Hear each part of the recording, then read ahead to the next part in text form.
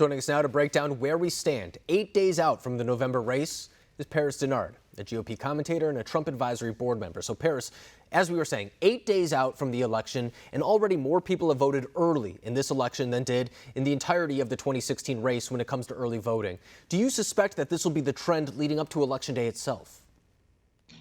Absolutely. Look, there's no doubt that this election is an exciting one, and a lot of people are enthusiastic about voting in this election. What we do see is that the enthusiasm is on the Republican side in terms of wanting to vote for President Trump. So I think that the people that you have seen vote already, I believe, are people who were already locked in on the Democrat side and on the Republican side. I think if you're one of those, and quite frankly, millions of voters that are still out there who are undecided, you're undecided trying to figure out who you want to vote for, you're not going to be voting for Joe Biden. I think that they are going to be turning to President Trump, or they're not voting at all, because quite frankly, Joe Biden is not inspiring them, and he's not even campaigning for their vote. So right now, if they're going to be looking for an option, they're going to be turning to President Trump, who just delivered a third part of the Middle East peace agreement they call the Abraham Accords, with Sudan being part of it now, with peace with Israel, and a Supreme Court nominee who's going to be voted upon, getting an up or down vote, and all likelihood says she's going to be confirmed. So they're going to be looking at this person in Donald Trump as having more and more accomplishments and successes while campaigning every single day, literally all day, for the vote. I mean, 3 events today in the state of Pennsylvania. I mean, that's more than Joe Biden has gone there in the past week, if I'm not mistaken. So when we look at that, too, to your point, a CBS poll came out over the weekend that said a majority of people who have voted so far have voted for Joe Biden. But then an overwhelming majority of people who have not voted yet are overwhelmingly in favor of President Trump. And I want to touch on something, because Republicans are closing that gap as well. As of right now, 51% to 31% in favor of Democrats. But that's been something that has been decreasing over the past couple of days. Republicans have really done an effective job of registering new voters, specifically in the state of Pennsylvania. Do you think that'll really come to fruition on November 3rd when people go in for in-person voting?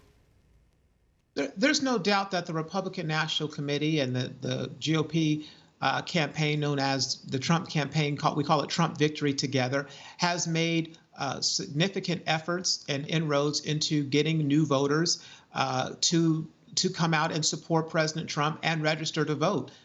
We've made over 2.5 million volunteers, and we've made over 150 million voter contacts. So when you look at our efforts, our engagement efforts on the ground, it's really significant. And I think that what you see in the data points that you put out is true.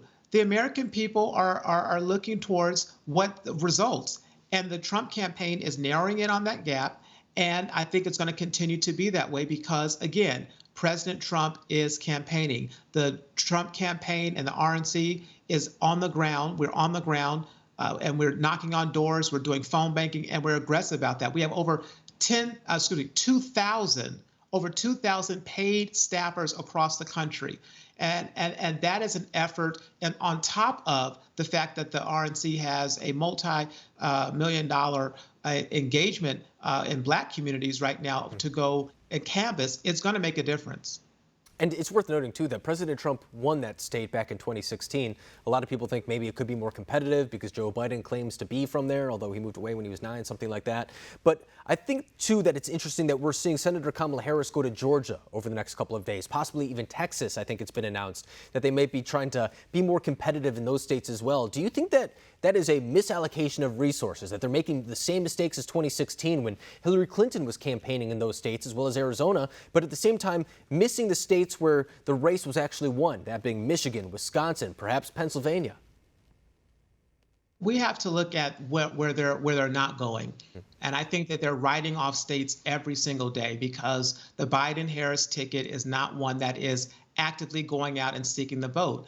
And the fact that they're going and doing these campaigning events in places like Georgia and Texas, it's just window dressing. It's not real. They don't have the type of paid staff, get out the vote effort on the ground. If they were serious about winning in these states, they would have paid advertising, strong on commercials. They would have field teams and staff on the ground. That's not the type of apparatus and operation that they have in these states. They're just going there for the sake of the media and to make them look cool and make them look like they can turn out a crowd or have enthusiasm, which is not the case. There's no doubt that President Trump, in my opinion, is going to win in states like Georgia and Texas. I was just campaigning in Georgia, and I know that the enthusiasm is there and it's strong for people that have been really effective in that state, starting with the fact that Sonny Perdue is now the cabinet secretary. There's a great leader in the senator.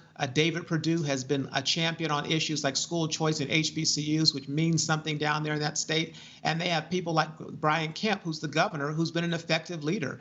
And so Georgia's going to stay red. Texas is going to stay red. And I believe that the Biden campaign is just looking for easy places for them to go and where they don't have to spend a whole lot of money, but it can look like and drive the media narrative that these states are competitive when they're really not. I think you bring up an excellent point, and it's the idea that their internal polling must show that perhaps the path to victory does not go through Wisconsin, Michigan, Pennsylvania, Ohio, those typical states, because if that was the case, they would not be spending the final 8 days of this race going to places such as Texas, Georgia, which I think everybody can collectively say are a little bit more of an outside chance for them to win than the Rust Belt states. So I think that's really interesting perspective to bring up. Paris Dennard, I really appreciate you coming on the program tonight, breaking down the final 8 days of this race. Thank you.